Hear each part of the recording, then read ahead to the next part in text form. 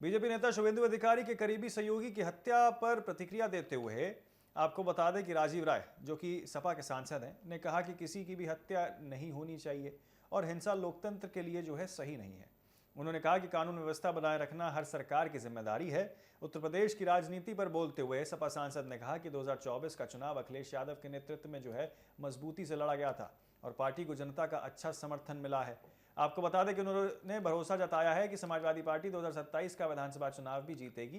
राजीव राय ने पश्चिम बंगाल में लगातार हो रही हिंसा घटनाओं पर सवाल उठाते हुए कहा कि जब राज्य में डबल इंजन सरकार की बात की जाती रही है तो फिर ऐसी घटनाएं क्यों हो रही हैं। उनके इस बयान ने आपको बता दें कि राजनीतिक बहस और भी ज्यादा तेज हो गई है। देखिए क्या कुछ कहा उन्होंने। साल में चुनाव के दौरान और चुनाव के बाद भी कई तरीके की घटनाएं घट रही हैं। हालांकि ममता बनर्जी की हार हुई है और ऐसे में सपा प्रमुख अखिलेश यादव ममता बनर्जी से मुलाकात भी कर रहे हैं। बात कर लेना चाहेंगे उत्तर प्रदेश से सपा सांसद राजीव राय हमारे साथ मौजूद हैं। सर, ममता बनर्जी की हार, अखिलेश यादव का नैतिक समर्थन, क्या कहेंगे? उनकी हार का नैतिक समर्थन नहीं है। समाजवादी पार्टी अपने साथियों को दुख में कभी अकेला नहीं छोड़ती।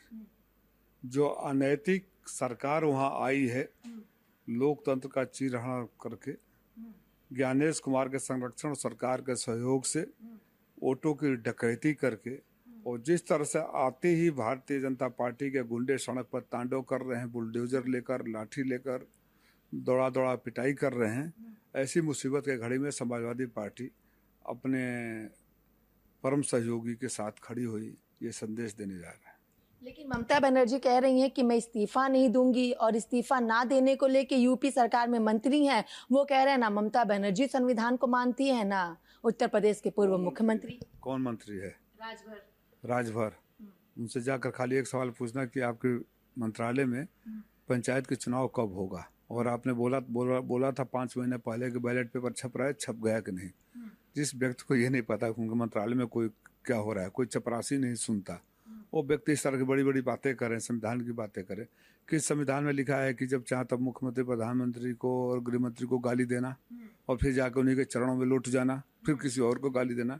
ऐसे गालीबाज नेताओं की बातें न करें आप, और आप लोग दिखाना बंद कर दें तो राजनीति और समाज के ऊपर बहुत बड़ा उपकार होगा। यूपी के चुनाव में कितना असर अब पड़ेगा, क्योंकि विपक्ष में चाहे ममता बनर्जी हो या एम.के. स्टैलिन हो, उन लोग चुनाव हार चुके हैं और 27 का मिशन जो है वो अब शुरू हो रहा है। 24 का चुनाव माननीय अखिलेश यादव के नेतृत्व में समाजवादी पार्टी अपने दम पर जीती थी और उस जीत को आगे अपने दम पर 27 में बढ़ाएगी।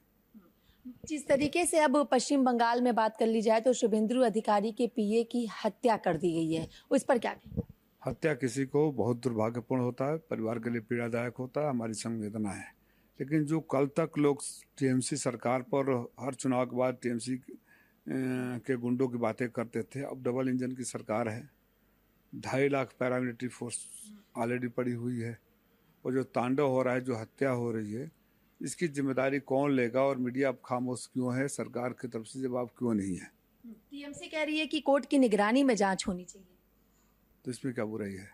इसमें भी कोई अनैतिक बात है? एक अंतिम सवाल, ऑपरेशन सिंदूर की वर्षगांठ है, ऐसे में चाहे प्रधानमंत्री नरेंद्र मोदी हो या फिर कई नेता, उन्होंने अपने एक्स पर फोटो भी बदल दी है। ये फोटो नाम बदलने के अलावा कुछ नहीं कर सकते। जब हमारे बहादुर सेना के जवान ऑपरेशन सिंदूर में बहादुरी के साथ पाकिस्तान के छक्के छुड़ा रहे थे, तो अपने परम मित्र के कहने पर इन्होंने सीज फायर कर दिया। ये हमारे सैनिकों का देश का अपमान था। बहुत शुक्रिया।